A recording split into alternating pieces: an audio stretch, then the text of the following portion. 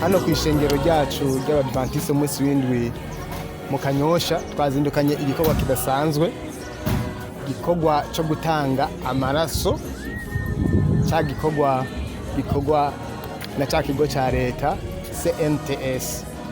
Iki rero nk'uko bamwe bagiye barabimenya bigaca ku mbuga ngurukana bumenyi yuko amaraso bayakeneye mu buryo budasanzwe muri ibi bihe, natwe ishengero ryacu twayitavye ako kamo ko kurokora ubuzima bw'abantu, dukora twikorera kandi twongera turokora na bene wacu, kuko natwe hari umunsi tuzoshikira.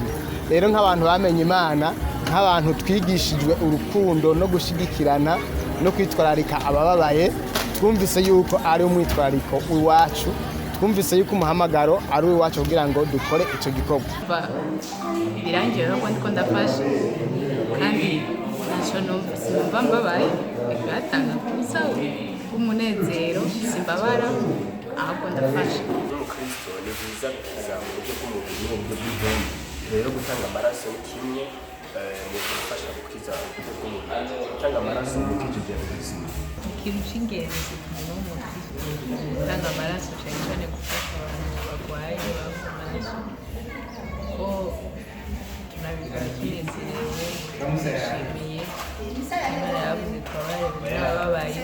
Kuri uno munsi rero w'irigenekerezo rya 11 uku kwezi kwa mbere 2020, abizera b'iri shengero ryacu ry'Abadiventiste umunsi w'indwi mu Kanyosha bitavye ako kamo, uwo muhamagaro w'ikigo CNTS, kandi mu by'ukuri turashima ingene ababizera twacitabiriye kugira ngo turokore bene wacu. Ni ugushira mu ngiro rero ubutumwa umwami wacu Yesu Kristo yaduhaye kugira ngo dushire dukundane, twitwararikane, tubabarane.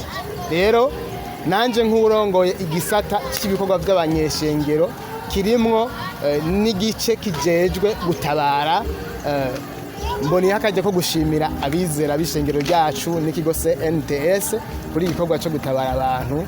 Twese twagize umwitwarariko tugashira mu ngiro. Ni ukuri Imana ihezegire uwo ari we wese yashoboye gukora, kandi Imana ize ibazirikane ko murakoze.